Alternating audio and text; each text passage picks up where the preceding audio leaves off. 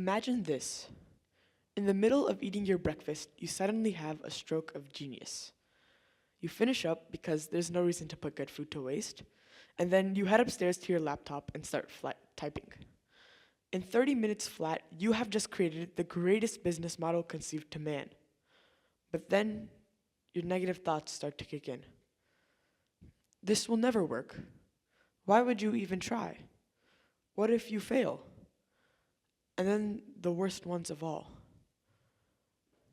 Isn't this already a thing? This isn't original. People have heard of this before.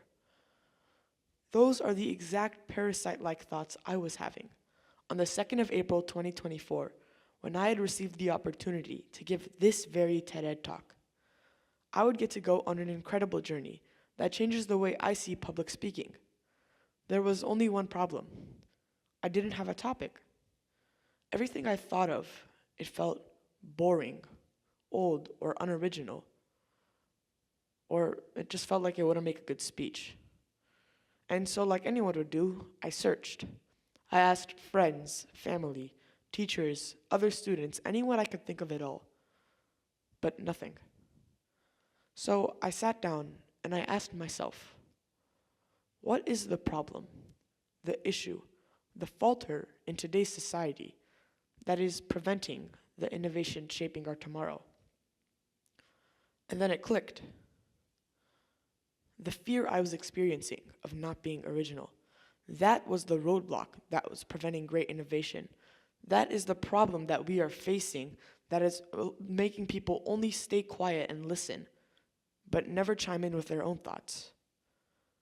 I guarantee you, though maybe not to this extent, you have also had an idea for an invention, a game, a series, book, anything at all, but didn't put it out there because you were afraid that it was boring or unoriginal. A great example of an invention that was neglected at first, but later turned out to be great, would be any modern technology that we have ever. But I'll start with something specific. Let's talk about the umbrella. Jonas Hanway was the first person to use the umbrella on British streets. He physically had trash thrown at him because of this. He had obtained the umbrella from Jean Marius in France, where he had purchased it from him. Jean was the original inventor of the umbrella, and he did this by modifying the parasol to make it foldable, lightweight, and waterproof, so it could protect one from rain or snow. Jonas, thinking this was such an amazing idea, bought one immediately, and when taking it back to Britain, didn't think much of it. But to the people there, it was everything. By 1852, the umbrella was modernized by Samuel Fox, and thankfully by that time, people didn't think it was something worth arguing about anymore. Now I have a question for all of you. How many of you have ever had a cheeseburger? Would you believe me if I said that the cheeseburger, something so simple in thought, was also ridiculed at first? I just don't understand why we like arguing so much, guys. Lionel Sternberger, who by some miracle has burger in his name, is credited for the creation of the cheeseburger. And we're literally still arguing about that.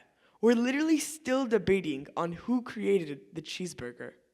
A New York Times reporter reluctantly tried it for the first time and decided that it was in fact not a culinary disaster. Today, the very same planes, trains, cars, and phones that we have were also suffer the same fate as these two inventions. So why am I telling you any of this? Well, it is proof that if you push past your fears and others' criticism, that you too can create something amazing. Maybe your idea for defense against a superweapon doesn't get created, and then the world goes kaput. Now, we wouldn't want that, would we? And I have a question for adults out there. Are you creating an environment for your children or others' children to succeed? For parents, this is really easy. Simply have a conversation with your kid without any negative criticism. Instead of rejecting their idea, nurture it, help them get excited about it, and hopefully it will grow into something great. For educators, we can achieve an even better thinking environment. Simply create groups from 4 to 6 people of people who all think differently. Maybe one's calculation-based, one thinks more about design, and one's thinking about the here and now. Congratulations, you have just created the perfect small business team. I hope that the talks that you hear today inspire you to create something great for the world.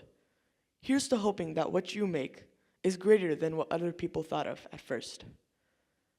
And hopefully, maybe one day, you too will create something that is more important than the cheeseburger. Thank you.